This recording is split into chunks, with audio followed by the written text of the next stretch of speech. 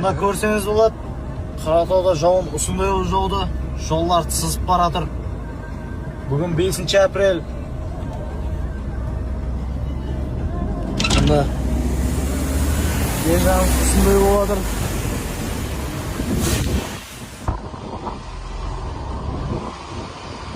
Мында көрсеңіз болады, су ойға қарап ағып жатыр.